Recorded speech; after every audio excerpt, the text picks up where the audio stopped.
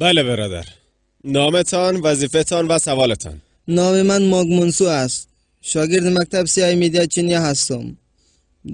در سخنرانی خود گفتن که حضرت محمد 25 مرتبه مسئله عیسی را در قرآن بیان کرده. اما من شک دارم. میخوایم حقیقت را بفهمم با دیدن آن آیات در قرآن. اما مشکل اینجاست مسلمان های عیسوی را نمیمانند که به قرآن دست بزنند. پس من چطور حقیقت را بفهمم؟ ماشاءالله، برادر ما یک سوال خوب کرد. گفت ما در سخنرانی‌های سوال و جواب خود گفتم که کتابی را که حضرت محمد آورده 25 مرتبه نام عیسی در او ذکر شده. اما مسلمان‌ها اجازه نمیتن که به قرآن دست بزنیم. این مسلمان‌ها جاهل هستند. شما این مسلمان‌ها را ببخشید که نمیمانند به قرآن دست بزنن، چون قرآن فقط برای مسلمان‌ها یا پیروانش نازل نشده بلکه برای تمام بشریت است. قرآن در سوره ابراهیم جزء 14 آیه 1 میگه ما قرآن را بر حضرت محمد نازل کردیم تا بشریت را از تاریکی به طرف روشنایی راهنمایی کنه. خداوند در قرآن سوره ابراهیم جزء 14 آیه 52 میگه این یک پیام برای تمام بشریت است. اجازه بدن آگاه شوند.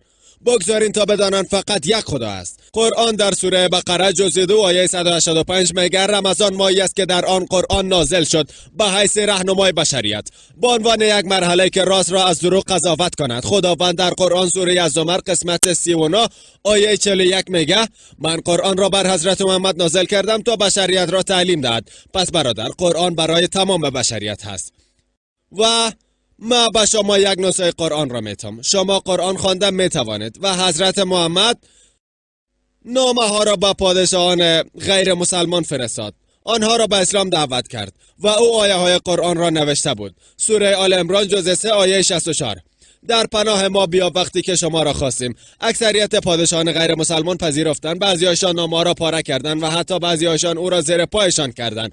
وقتی حضرت محمد آیه قرآن را داد، پس ما چرا این کار کردن نتانم؟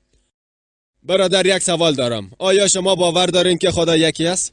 بله لطفاً. آیا باور دارید حضرت عیسی خداست؟ شما باور دارید که عیسی خدا است یا عیسی فرستاده خدا است؟ راستش او فرستاده خدا است. بسیار خوب، ماشاءالله. آیا باور دارین حضرت محمد فرستاده خدا است؟ آیا باور دارین که او فرستاده خداست؟ من میخوایم خودم تحقیق کنم. ببخشید؟ من هنوز باور ندارم. کدام قسمت سخنرانی ما شما را قانع نساخت؟ ببینید شما باید تحقیق کنید. درست است. برام بگوین درباره کدام قسمت میخواین تحقیق کنین، من کمک میکنم. لطفاً اون موضوع بسیار وقت مرا خواهد گرفت. وقت زیاد میگیره، با شما وقت میتم. برادر، شما را دوست دارم. شما را دوست دارم. او میفهمم. ببخشید؟ میفهمم. من شما را دوست دارم.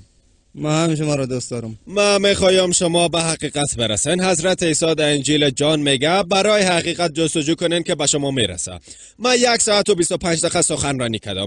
از انجیل ثابت کردم که حضرت محمد در عهد قدیم و در عهد جدید معرفی شده است. همچنان حضرت عیسی درباره حضرت محمد گفته. حالا شما به حضرت محمد باور میکنید؟ آیا باور میکنید؟ راستش تا قرآن خانم نمیتونم باور کنم. من میخوایم به شما یک نسخه قرآن بدم. شما سر استیج بیاید.